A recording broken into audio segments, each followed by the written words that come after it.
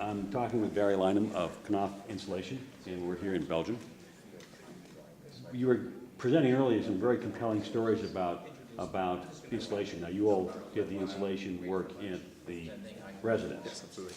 And where there was basically no insulation. There was no insulation there, yeah.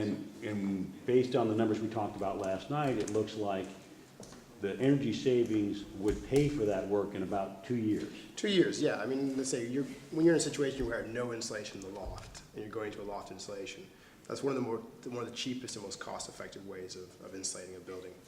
We put in 360 mil, which is what we consider sort of the cost optimum level for this part of Europe. Mm-hmm. Up in Finland, we're probably closer to 450 for optimum in terms of energy savings.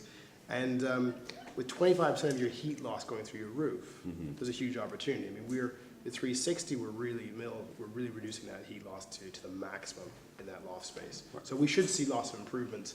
Now, this is an old building. Yep. And obviously you wouldn't necessarily build a roof the way this one is built today, so you have ventilation in the eaves, no doubt. You may have some odd structural things, but notwithstanding, this still has that kind of energy impact? Absolutely. I think you're going to see a 2 to 3 year payback for that loft insulation. Again, I say it's quite an easy measure because you're rolling loft insulation to a cold roof space. Yeah. So it's a fairly easy measure. So you expect that payback. Again, the roof is really your number one energy loss zone in a house, more than the walls, more than the floor. So it's a key place to insulate.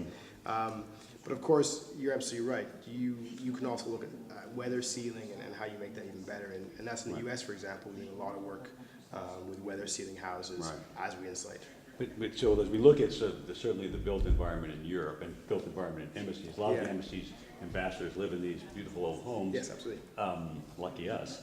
But I'm thinking about, for example, in Helsinki, one of the problems that people are concerned about, and they've had problems in the past, is with mold and mildew. That if they've sealed a building too much, that they get a interior humidity problem, which becomes mold and mildew problem. Yeah. So let's assume you're doing this in the Nordics. Does this allow, is there a vapor barrier here, or do you get moisture penetrating through? Well, absolutely. I mean, I think you're bringing an issue, which is two issues. One is that more insulation doesn't necessarily mean more sealed house. Right. It just tends to, as you're going to more insulation, you then do to a more sealed house because it'd be silly to have lots of insulation and have bypasses. Right. So there's an airtightness issue. What we see actually in the Nordics, but everywhere, is that mold and mildew is really around how you build the property properly, how you put your vapor barriers in the right place, how you design the structure, not whether you have a sealed or well sealed. But because people went to more sealed buildings, they saw the problem. They didn't see the existing problems were there. But I mean, for example, often insulation is a key issue to stop mildew because you're stopping a cold place.